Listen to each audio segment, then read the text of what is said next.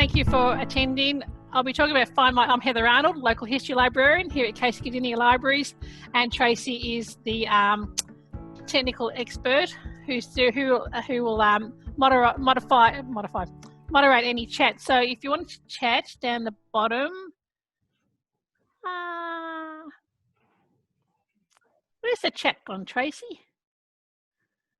So down the bottom. Down the bottom. There should be a chat bubble. I've got a chat bubble. For us, it's next to share screen and next to I've got reactions. Anyway, it's down the bottom. Go further along from reactions. Oh, okay. Other way. Oh, okay. Okay. I can't see it. But anyway, you just... Sometimes I've done this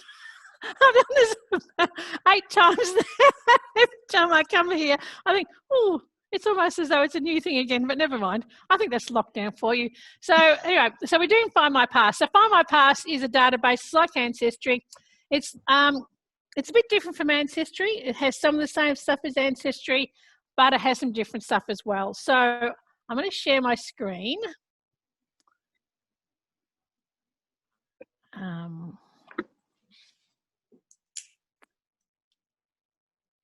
Set the share.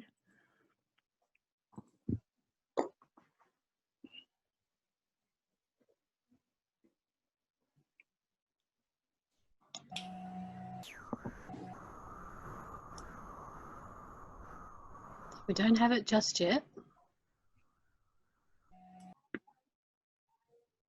You've muted yourself too, Heather.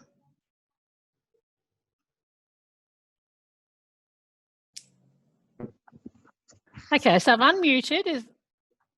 Why is my unmuted, screen share? but so you've got to select the screen that you want to share and then click down on the share button down the bottom. Oh, man. Okay. Okay. Can you hear me? Can you see it? Yes. Yes. No, sorry. Thanks, Rosemary. I saw a thumbs up. Okay. Rightio. Now, so this is how you get this. So Find My Past, you can subscribe to it like Ancestry. It's a couple of $100 a year, or else you can use it through the library. Now, generally, when the library's open, you can only use it through the library's website. So you can use it in the library using one of our computers or using your own laptop, or you can use it through our Wi-Fi as well. So basically, if you can access our Wi-Fi anywhere, like outside in the car park, you can actually use Find My Past, and Ancestry is the same. So you need to go on through the library website, cclc.vic.gov.au, in fact, and then online resources. And then when you're at online resources, we go to family history. And you get an option of Find My Past and Ancestry. So things are a little bit different at the moment during this lockdown period because, so normally we'll just click on Find My Past. Normally you'll just go to the login page, type in your barcode. Oops, oh, hang on. There you know what my barcode is. 562936. And your PIN number.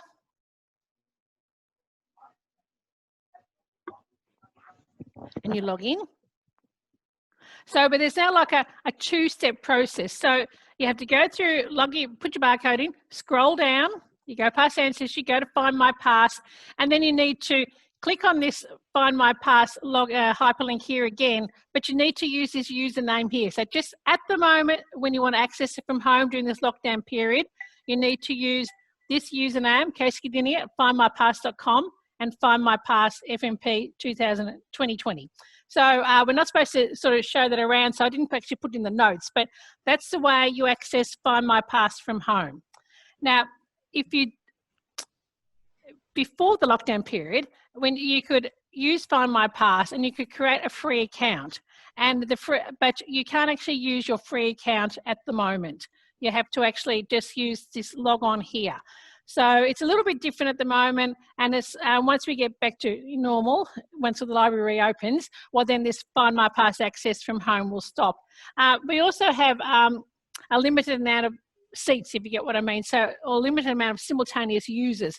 So you may find that you want to log on to Find My Past, but you can't actually get on the day that you want or the time that you want because other people are using it. So you may have to come back and try another time. But that's the way to access Find My Past from home. So I'm not going to log in that way because someone else might want to use it. So I'm going to show you, I do subscribe to it at home. So the examples I'll be using are from my, my own subscription at home, which are basically the same. But before we go to Find My Past, in fact, we'll go to Find My Past. So if you did have a free account, you can access all the free account through our library system, through our library account. You can still access all the records and Find My Past.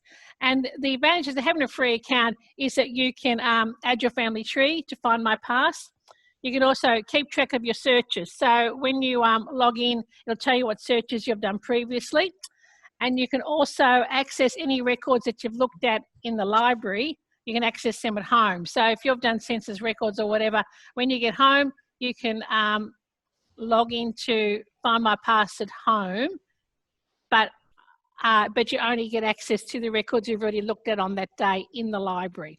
So it's sort of like a hybrid version of the library account and your own private account that you pay for. But I do warn you that if you do log on and get a free account with Find My Past, they send you oodles of emails. You just get email after email, but that's all right. Sometimes they give you hints about what you can, you know, all the new things that are coming out. So, you know, it is worth it. So that's that. So this is my actual, as I said, my actual account that I pay for, and we'll just use that. But it looks the same if you went through the library's site as well. So the front page has quick links, you know, the usual sort of format that most of them have, searching the records. So it has the general, this is a home page. It also has a search screen as well. DNA, if you've got your DNA through Find My Past, My Records, Help More, My Account, just the usual details. And a family tree. I haven't really put up a family, I've put up my one family tree on here, but I haven't really put up family trees. And they're like Ancestry, you can just put up your own tree and you can actually add records to it. But we'll look at searching at the moment. Before we do, well, actually, I sent you the notes, and you can see that they have over 50 million records, they claim, for Australia, New Zealand, Papua New Guinea, and the Pacific Islands. So, and they have the same range of records that Ancestry has, or Family Search, all those other databases. They have, we'll just scroll down here, for Army records, census records, directories, birth, deaths and marriages, newspapers, parish records, travel and migration, all those sorts of things. If you listened to Jane last week or the 2 weeks before, as Jane is right, that sometimes you sometimes do need to have both Ancestry and Find My Past, because Find My Past is things that Ancestry doesn't, and vice versa. So, you know, it is handy having access to both these big databases, because it does increase the range of records that you can access. So we'll look at searching. I'm just going to type in a name, as I normally do, and we'll look at, I've got a new one this time, not one of my family members. How we're connected to Carlo Gattani. If you know that I'm in love with Carlo Gattani, who is a who was one of the engineers of the Public Works Department. He came out to Australia with from Italy with various other Italian migrants, including Paolo Gittari, who was a draftsman and an entomologist. He studied insects. He was also an architect. He was a silversmith. He was just a brilliant man. So we'll just put him in. So Paolo came to Australia in about 1856 or 57. And I thought, what can we find about him in the record? So I've just put his name in. And then as you see, scroll down, view 20 results. Now, once you've got the results, you can then decide, do I want to add more information here on the left here? So you can add any information that you like, such as a date of birth, year of death, where they were. So if you put a location in, say, London, England, you can then decide you want records within 100 miles or whatever of that location. So that just sort of whittles down your search results. You can also, with your results, then decide to filter through, I just want records about census records or church records or whatever you want. So you can, as you can see, if you can just scroll down it and then decide you want to see, you know, birth, deaths and marriage records. That's, you know, there's only 20 records here, so we'll just look at some of these. I don't always, I've said this to you before, that when I search, I just do a general search and then filter. You could have done, you could put all these years in. Like you could put a year of birth in, you could put a year of death in, you could put where they lived, but then you might be wrong. You see, that's the whole thing with being really specific in your search, unless it's like a John Smith sort of name, which is an incredibly common name, John Smith who married Mary Brown, that sort of search. You know, you really, I just feel you're limiting yourself by, because if you think he was born 1874 and in reality he was born 80 or something, well then you may, I mean, you can use this here, the give or take 5 years or whatever, but I don't know, it doesn't always work. So I don't like doing that. Include name variants, that's really worth it, because that would mean you get, so I've just included the name variants here, and now I've gone from whatever 40 results to 717 results. So we'll just click on that. So that would mean they look at,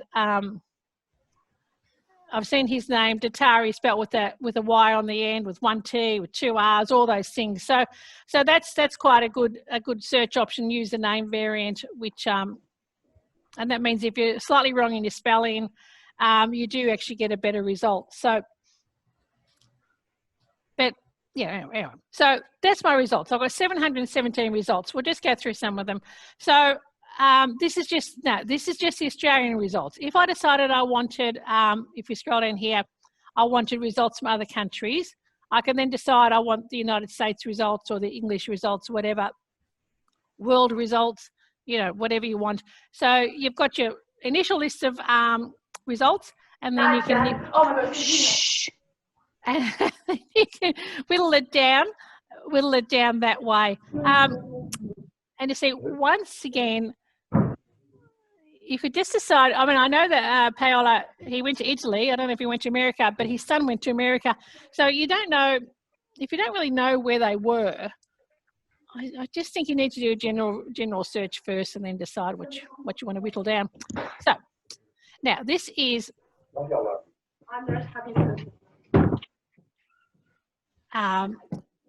this is his marriage. We're going to go to the first one. That's his marriage. He married Margaret Yeomans in Victoria.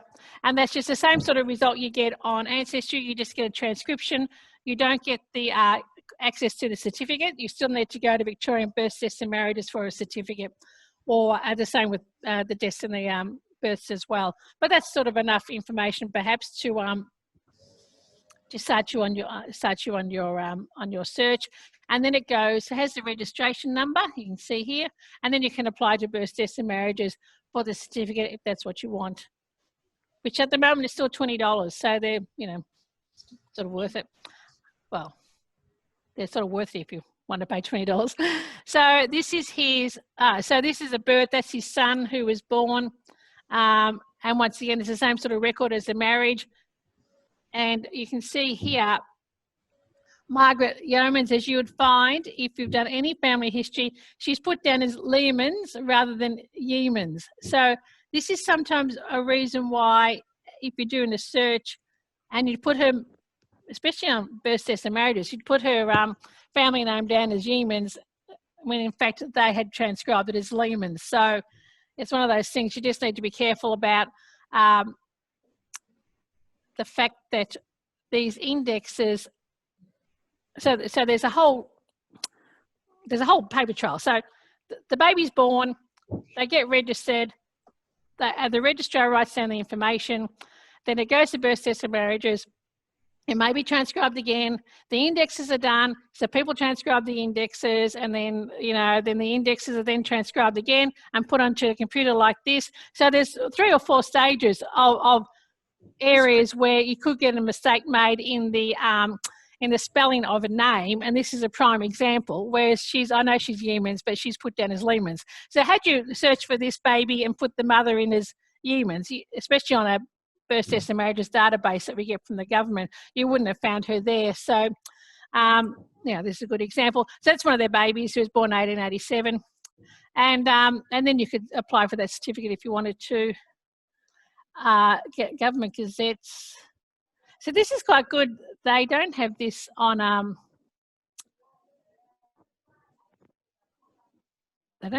Ancestry, and this is the Victorian Government Gazette, which you can actually access through the State Library of Victoria, but it is here as well, which is quite good. And invention. Not actually sure where he is on this, but here he is. He's down here, Waltham Street, Richmond. This is cool. So this is Paolo, and he was living at Waltham Street in Richmond, and he got a patent for a combined parallel ruler, protractor and scale to be called Dataris Parallel Gonometer. So that's a nice thing. I've spoken about this before. I love these, like the State Government Gazette, which is what this is, has got a whole raft of information, like if your family was on like a trustee of a cemetery or a trustee of a school, or they had a patent. It's just an interesting way to expand the information about the person you're looking at, and to sort of give a bit of not everyone's got a patent, but if you can find someone who's had a patent, it's just so much fun to see, look what they invented, and you add it to your family tree, and just something fun. So this is Paolo's patent. He was a draftsman. He worked for the railways after he came out here, and then he worked for the Lands Department as well. So I shall show you. Now, can you see this screen? Carla Gattani? Yep. Yes. Okay, yes. so I went through the State Library because he worked for a time, and you can see here, I don't know if you can see here, but that's his map. Like, he did a lot of parish plans, and if you look on the parish plans, you can sometimes see the draftsman. So I was really astounded to find that he was listed on 2 or 3 parish plans. And I mean, he's not related to me, but if you were related to, like, if this is your grandfather and he did a parish plan or any map that they've got at the State Library, I think that's so exciting just to see that as part of your to add to your family tree. And while I'm on him, and he also was a silversmith. He made this, and he was an entomologist, and he talked about that his bug that he found, and that's it. So notes on the new Australian beetle. There you go. So he's quite an interesting person. Anyway, back to Find My Past. So that's through the Government Gazette. They also have the Sans McDougall's, which you can get through the State Library of Victoria. But once again, this is like a one-stop shop, Find My Past. And this tells you that if you've seen a Government Gazette before, of course, wherever he lived in, I don't know where he was in there, but you'll know what a Government Gazette looks like. So you'll find his name there somewhere. And the other thing they have, yes, criminal cases. Now, this is something really good. So they don't have, this is something they do not have on Ancestry. So that's why, once again, it's always good to have access to both of them. You see some things on Ancestry, you see some things here. And this is a Victorian Petty Session. So they're like the Magistrates Court. And he had quite a few cases of where he was, this is at the Paran Court in, I can't see the date because my name's above it. Paran Court, and that's him there. He was a complainant, a defendant, and apparently he hadn't paid for goods worth £13 and 12 shillings. So there's numerous, that's sort of, once again, it just sort of tells you what they were doing at the time. Perhaps there's a few cases around this time where he was charged with not paying things. So perhaps it indicates that, he was having a time, couldn't, having a sort of a financial struggle for some reason, perhaps unemployed, perhaps had, whatever the reason was. But it just gives you some insight into the life of your person. And this is him again in court. And it's the same one. We'll find another one. Try this one.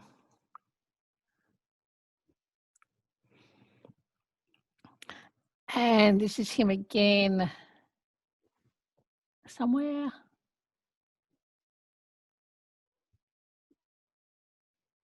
And of course, I can't find it. There is. And £2.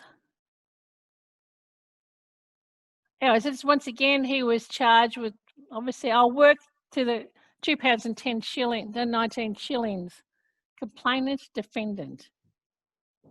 Yep. So so that's what he was obviously ordered to pay that money. So so once you're in that record, which I should have shown you, so you can see down the side here, there's two types of records. There's a transcription and there's a photograph. So you may remember Jane telling you last week, if you can possibly, it's all right, the transcriptions are really good, but if you possibly can, you should always go to the original, because sometimes you get, like Jane's example last week was that the person's name was M.H. Jones or whatever, but when she looked at the transcription, it was actually Mrs. M.H. Jones. So they had let that out in the transcription. So as you see, so it really is worth, if you can, viewing the transcription, viewing the original as well as the transcription, because a transcription, anyone whoever does the transcription could easily make a mistake. So make sure, if you possibly can, have a look at the original.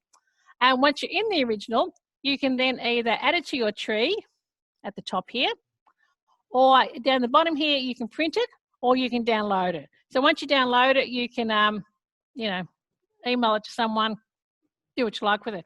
So we'll just, so that's quite a good thing to do. Actually, you can download it. You actually add it to your family tree if you had it on, say, Family Search or Legacy or one of those other databases. So that's what you could do. So there's sort of interesting things. Passenger list here in Australia. Now we'll just go over to the next page. So I checked the box that said include name variants, and these are some of the name variants. Well, this one here is ARIE. So if you know, like spelt the same, sounds the same but spelled differently, and then they do go slightly. I would say that D'Angelo and Datari are not really name variants, but anyway, you never know what you might find through some of these things. And including D. There you go. So if we look now at what we can find for him in, we've gone to in the world, because I know he went to Italy. We'll go to world.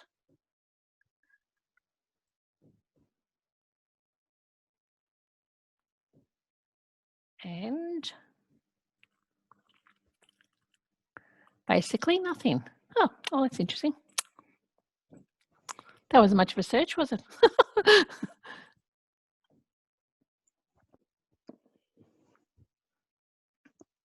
Okay. I just clicked on the US. We've got some results for the US list. So this is actually his son who went to America. So, yeah. So as you can see, I've just done the one search, and down the side here, I then decided to click on the different, this one here, or, the country of origin, and I had to start off with Australian results, and I've ended up now with the American results. So we'll just have a look at that view transcript. That's actually his son who went to America in 1887. Told you the ship he went on. Yeah. Oh, add it to tree or print it. Yeah. Now, so that was just a general search from the homepage. You can also search through the search tab here, and then it gives you a whole list of things. So if you just want church records, that's what you check on. You look at. If you just want census records, do that. If you want to search all records, you do that. Or else you can go. Search all records has the. And this is where you decide, you go to world, and then you decide you just want whatever country you want.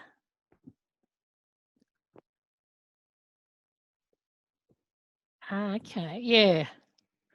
So let's say we just want England. And then just do a general search that way, and just do the English records If you go back here to search. So the search tab gives you, means you search specific databases or specific countries or something like that. And that's been a bit of benefit of doing that. So if you knew they're only in England, well, just search under English records.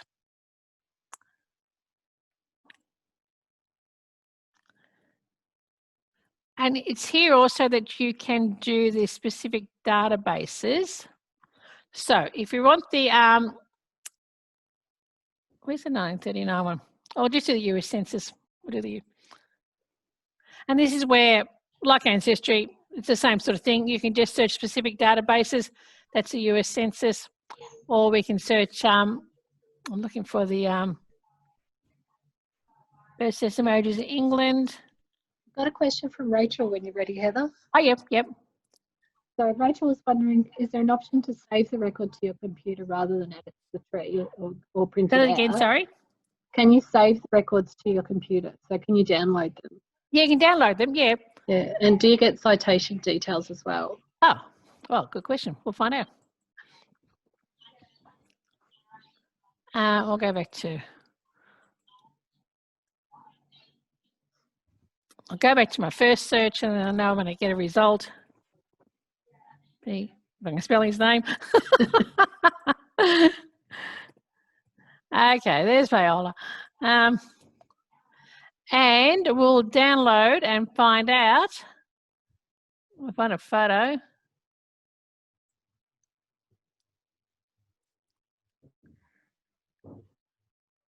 I'll download it. And now can you see this opening up on the screen? You had a download option next to print. Yes, okay. Yeah. So I press the download option and then you just get a JPEG of the, I'm not sure if you can actually see this here. You just get a JPEG, of the, so no actual, so at the top it's called Australia, New Zealand, Victoria Petty Sessions, but it doesn't actually, they're the only details that you get. So you might have to label it more specifically. It doesn't even have the date on, does it? 6th of December, 1883. No, it doesn't even have the date. No. Yeah, so it just downloads as a JPEG with a generic sort of title. Yep, so it goes into your photos and can be saved from there. Yeah, so you can then you can just save it to anything, yeah. Yeah, so, and then you could rename the file once you've saved it. Yeah, so save as, whatever we want to save it as, yeah. And save and rename, yeah. Yeah, so it doesn't actually, I see what Rachel's saying, because sometimes, like when you download Ancestry, it actually, download the newspapers trove, it gives you the newspaper it came from and things like that. So, actually, what's another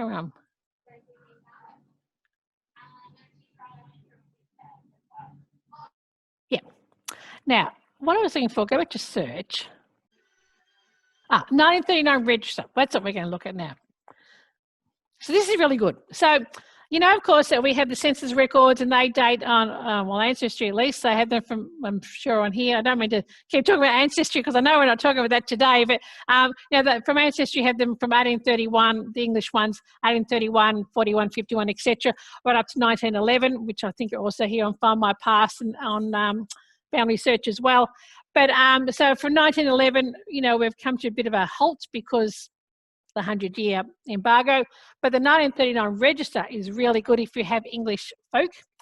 And it's different in America, of course, because the Americans, they have so many records that are like census records and everything from much later times than the English do and the Australians do. So, but for English records, if you want to know who was living wherever you were, this 1939 register is really, really good. So it tells you it was done after the Second World War started, and a whole list of people. So we'll put in, we'll put in Thelma Jones. I'm sure there'll be a Thelma Jones who lived in England in those times. And we'll just type in Thelma, and there's a search button down here which I can't see. View 1200 results.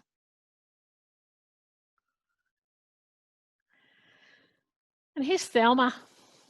So we click on Thelma and it tells you date of birth, here's Thelma. It tells you her date of birth, what she did, and then you can view the image. So on the right-hand side here, so you can view the image, add to your family tree. If Thelma was one of your people, you can print it off and you'd be able to download it. So we'll go to view image. This is really cool. So, and it's just a whole list of people. Where's Thelma? There's Thelma. So she lived here at 37 Barnsdale Avenue in Birkenhead. And we know she was a female, her date of birth, her duties, unpaid domestic duties. And so this is just an amazing resource because 1939, how many years ago now? 70 years ago. And it's just this snapshot of who lived everywhere. Like, it's just an amazing thing. But so this, where it says here, this record is officially closed, they're for people who would still be alive. So that's the privacy, due to privacy reasons. So this little person was born in, well, clearly if they were born a baby in 1939 or born in any time in the 1930s, they'd still be with us. So they're cut out for official, privacy reasons. So her husband's a municipal accounts clerk, electricity department. He's also a special constable, and the man above him is an AR warden. So this, she's a British Red Cross Society. That's John. That's an amazingly lot of information. How often would they update that? Like when people pop off? Yeah, well, that's interesting, isn't it? I don't know how often they do. Where they do open up the record? Yeah, every year or every couple of years. I don't know the answer to that. Maybe Jane knows. Does Jane know that? Jane Rivet? Carnick, is she?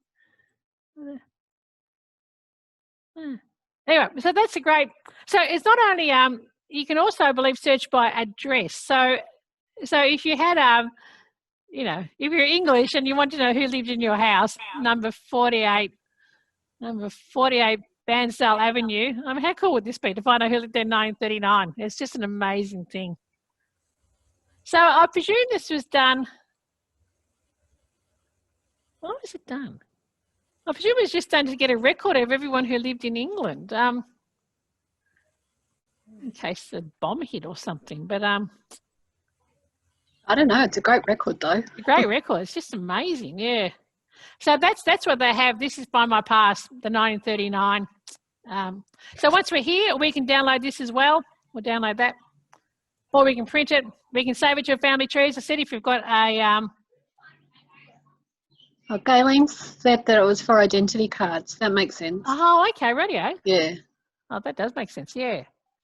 Yeah. So that's just once again, that's the download, and it's just a JPEG. So you can do that, save it, email it to your cousins or whatever you want to do. Save it somewhere. Oh, identity cards, yeah. But it's interesting that that's allowable, and this is all public information, and yet the 1931 or 41 census wouldn't be public information, but anyway, that's why it is. So when you consider,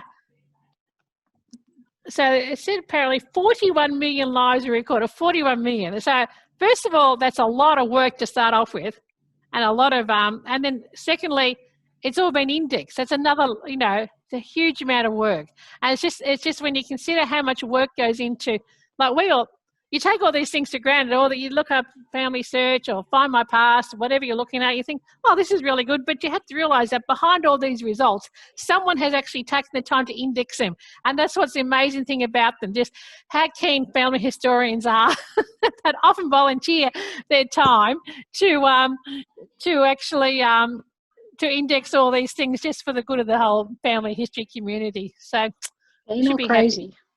Crazy, yeah. Well, they probably are crazy, but it's just such a great thing. I mean, when you consider the Public Records Office, as I said, they have volunteers. The State Library has volunteers. Everyone has volunteers to transcribe these things. Of course, the Latter-day Saints, the Mormons, they have a whole raft, the whole religion of volunteers. So that's even good as well. So, okay. So this is Thelma, and they could be the little children. Oh, this is even better. That's right. I came across this. It tells you where they were. There's a map here as well. Oh, that's really cool. I don't know. If Thelma was my grandma, I'd be thinking, wow, that is so cool. Yeah. And Thelma's like, I just chose her randomly. But and then we had let's go back to our results list. So I'd put in Thelma Jones, and there's oodles of Thelmas, of course. So you just need to go through and find. You can either, once you've got Thelma, you can then decide to put on the left-hand side here. You then decide to put a birth year in to just sort of whittle down your results, or if you know where they actually lived, you can just put the county in or the borough, whatever. So, or if you don't know where that, yeah. So you can, look, as I said, whittle down your results from here.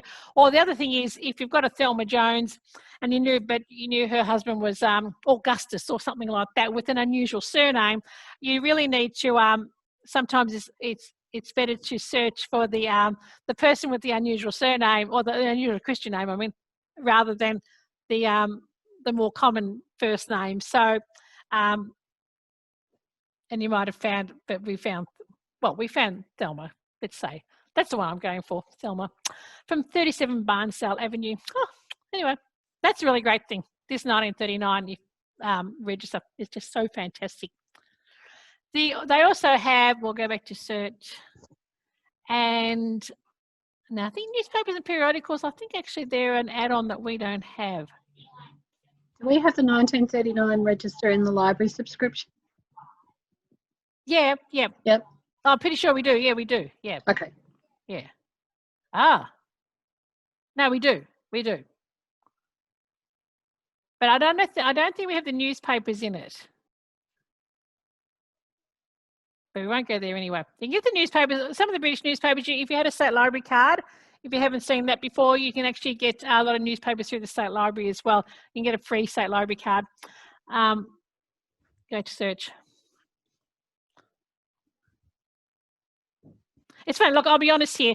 I have to say, I love Ancestry more than I love Find My Past. But when I start using Find My Past, I think, oh, that's really good now, isn't it? It's a bit different. The searching's different. The look of it's different. But when you get into these databases and you just see so much information, you think, oh, that's really cool. So it also has the Irish census, which you can get other places, Griffith's Valuations, which is an Irish record. But we'll have a look at New York passenger lists. Now, when you consider, and this is what Jane said last week, that if you're trying to find out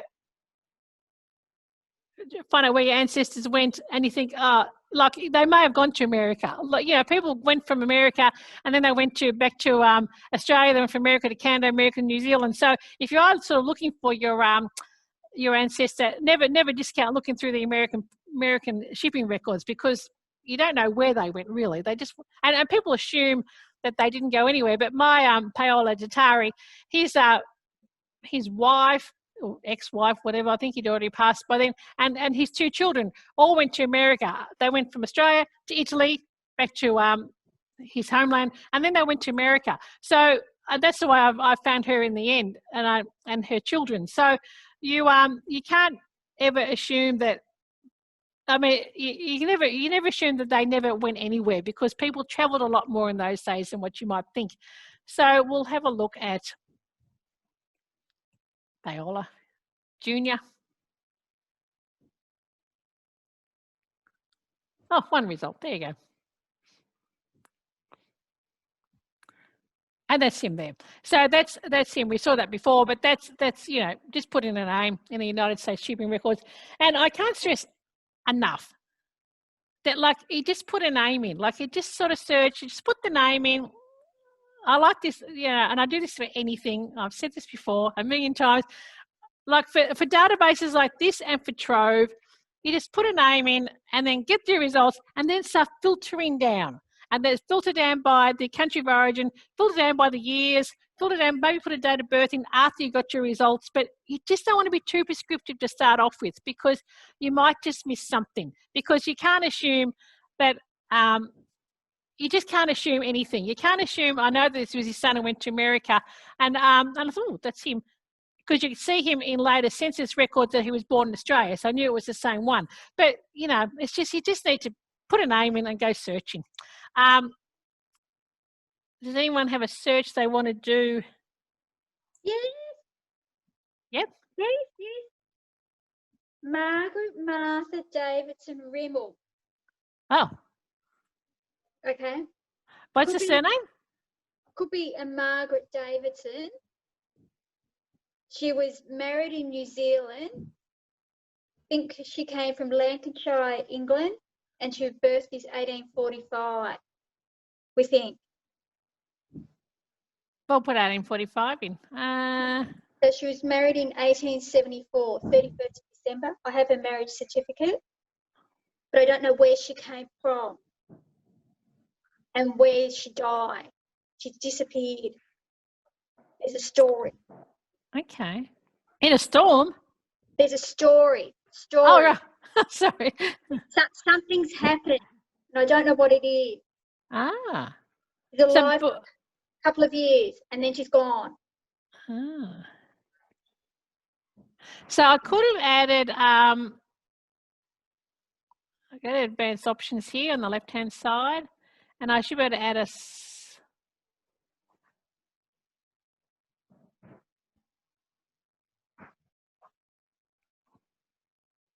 Oh, that's interesting.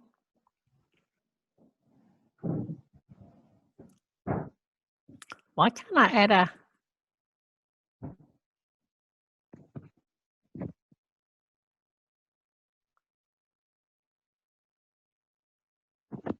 I see, can't add a spouse.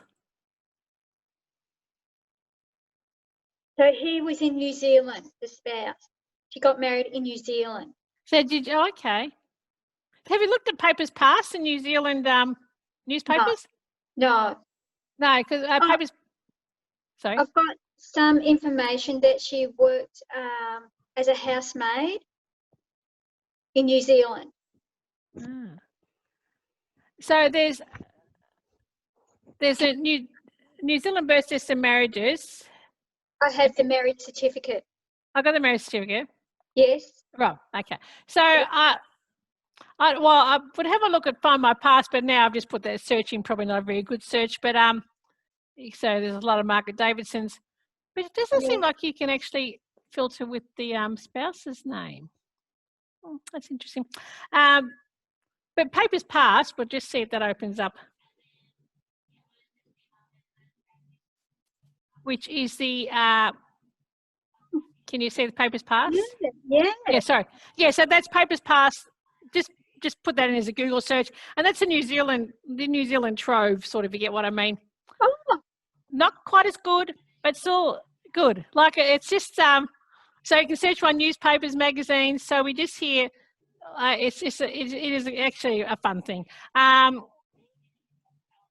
Search for, click on newspapers. And we'll put in Margaret Davidson. Yeah. Just MAG.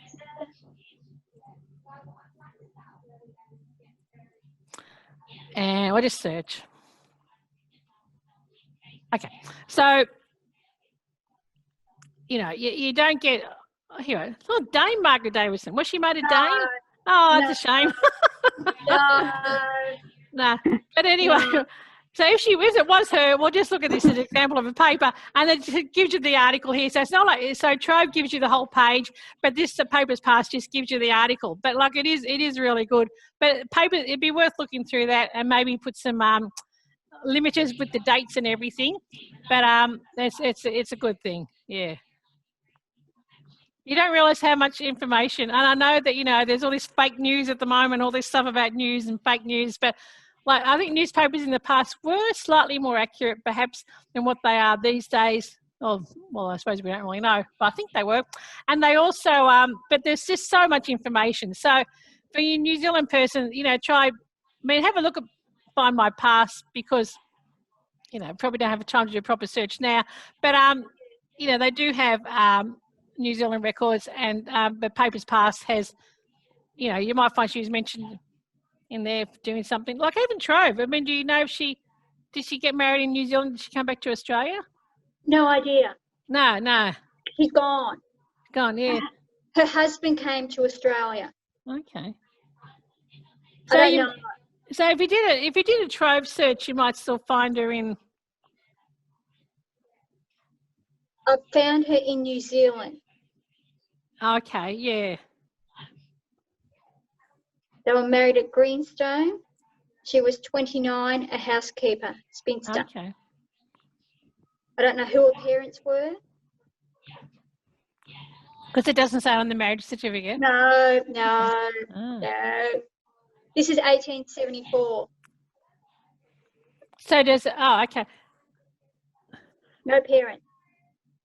Oh no, parents weren't listed. Is that generally they weren't listed, or? No, not here, no. Okay, right. Okay. That's a nuisance. Yeah, it sure is. Yeah. So you ready to do another search? Yeah, sorry. Yeah. Yeah, no, that's okay. We've got a search request from Rachel. Yeah. So first name Christian Carl. Oh, yeah. Christian Carl.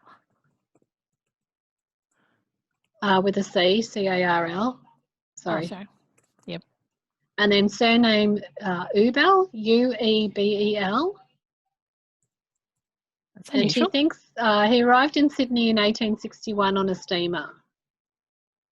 So trying to figure out U-E-B-E-L. Oh. Christian. Oh, Charles Christian. Or Christian Carl. So Christian C maybe? Christian C. But I wonder if so that is a year of death. You there, Rachel? You can unmute if you like and have a chat. I mean, it's Okay, so yes, some of those records are him. Yes, he died in 1906 or around that time. That's his marriage in Redfern. oh yeah. Okay, so the thing is, he arrived somewhere, and I think he may have well jumped a ship somewhere, because he was on the naturalisation papers. He actually didn't put down what ship he arrived on or how long he'd been here. Okay. Right, so he's been a bit elusive about how he actually got here, and I've been checking steamers, but there was actually quite a lot of steam ships at that point coming in, and coastal ones particularly, and ones from the US. So I think he may well have come over through America after leaving Isle of Jersey, and he left wife 1 and 2 there. Oh. And then Wow. he had wives 2 and 3. He had wife 3 here. Wow. So it's been a little bit of movement of him around, and I'm this DNA wise, I've got quite a lot of Ubels or Ubels in America, so I suspect there's a bit of genetic sharing going on there. Okay, yeah. So, but how he actually got here, unfortunately I haven't and just seeing those US passenger records and from Jane last week, it was something that I thought, I've got to get onto that and have a look for him. The next one is actually my husband's great-grandfather, Philip William Legg. Well, I know he got wife 4, was very happy to know that she planted him. Do you come from a family of multi-marriers? No, that's his one. Yeah. Okay. Oh, sorry, your husband's from the 4th marriage of this man. Yeah, from the Legg. I'm from the Ubel.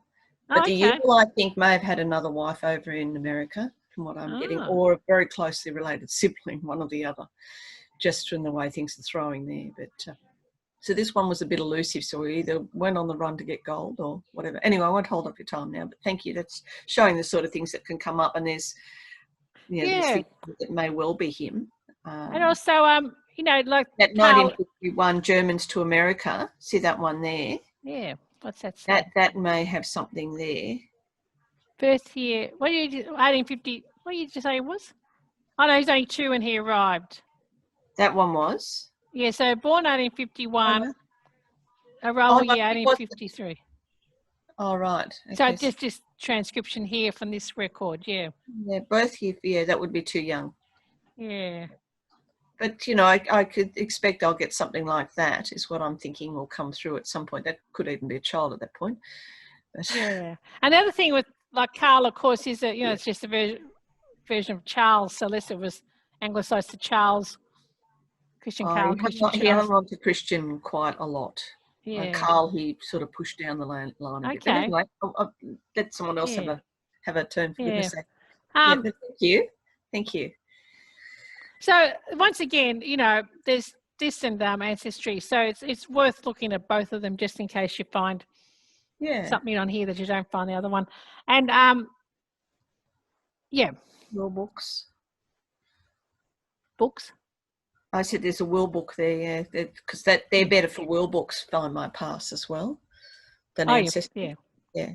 Even though I think they're held at State Records New South Wales, at least the New South Wales ones are, and you can ask to see them.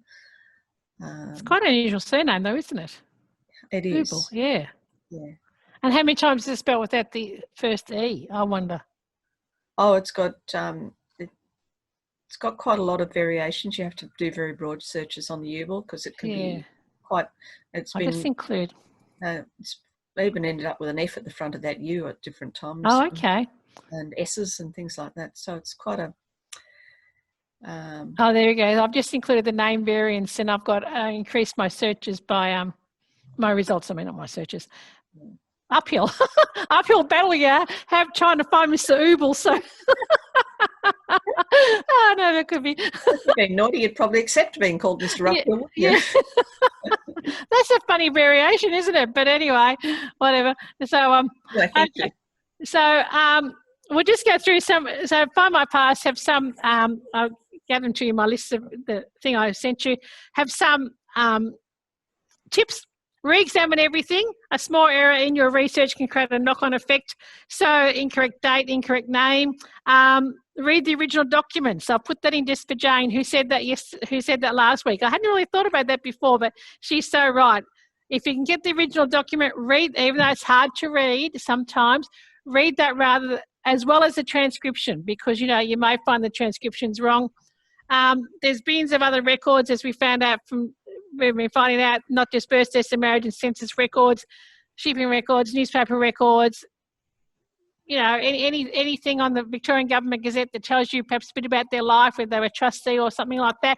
And not only that, and not the fact they were a trustee at the cemetery, perhaps, but it's also the fact that it gives you a location where they were at that particular time. And also, it probably tells you about their standing in the community. I mean, most trustees, if you look at trustees from cemeteries, there's a whole list of the original settlers in the who are usually cemetery trustees. Beware of name variations, as we found out here. It's an uphill battle otherwise to find Mr. Ubel. I remember people's ages may vary. Well, of course, we all know that. When or the 14-year-olds who enlisted said they were 21 when they enlisted in the First World War, or old blokes marrying younger women who changed their age, or young girls getting married and they're not 18 or not 21 and they say they are. And you can't. I'm doing a bit of research on Helena Rubinstein at the moment, who's got about 50 different ages. When she came to Australia, she was born in 1879, but they actually thought that she was born 1872. Like people, and because she was the cosmetics queen, I think she was. I think it was in her best interest to pretend she was perhaps older than what she was, because look how beautiful I am, In reality, she was a bit younger than that. So people's ages may vary. Research collateral lines, because sometimes you find, and it's the same, that if you're looking for Bob Smith and you can't find him, but his brother, as I said, is called Augustus Smith, or maybe look through Augustus in a census record or something like that, because then you may find Bob, because you're looking for his brother. So you may, it's always worth looking at other lines or other family members if you can't find your family member. And also, as Jane said last week, discover about the history of the area and the time period. So she's provided two really great timelines of Irish records and immigration records. And it's handy to know what was happening in the in your country at the time, because it may impact on what they were doing or what records were kept. And ask for help from your family. So that's always worth it. Share your family tree online. Well, that's what Find My Past say, and that's what Ancestry say, because they like that, because, the more family trees I have, the more results they have, and the more they just suck you in. But they're sort of sucking in a nice way. I reckon you can get pretty addicted to family history. And, when you put a family tree up I confess I've only got on Ancestry, and you see all these hints, you think, oh. But in actual fact, sometimes you look at them and think, well, that's wrong, that's wrong, that's wrong. But, you know, sometimes a family tree that you see online, you may not think it's all correct, but it gives you an idea. It gives you it gives you a child that was missing. Then you do your own research and think, oh yeah, that is correct in the end. So you know, online family trees, not always 100% accurate, but can, you know, lead you to different areas or lead you to different people that you didn't know, and that's always handy. So that's by my pass. So at the moment, you can still use it from home for the next couple of weeks. Ancestry also you can use from home through our library website. So just make sure you go through our, I'll just log into, make sure you go through our webpage, cclc.vic.gov.au online resources. And while we're here, I'll show you, if you go to our menu, you can go to Library at Home. So, and that's where all the all our talks are. They're all being uploaded to here. Local and family history. So you can listen to the last three talks, and this one will be uploaded soon. I have to say, I haven't actually listened back to myself because I don't know if I want to hear myself rattle on. But anyway, if you do, they're all here. So anyway, thank you for listening. Thanks for participating. We're having a break for a while, but in October I'm doing 4 talks on local history. I'm doing Kirrup Swamp, which is, if you know me, my first love.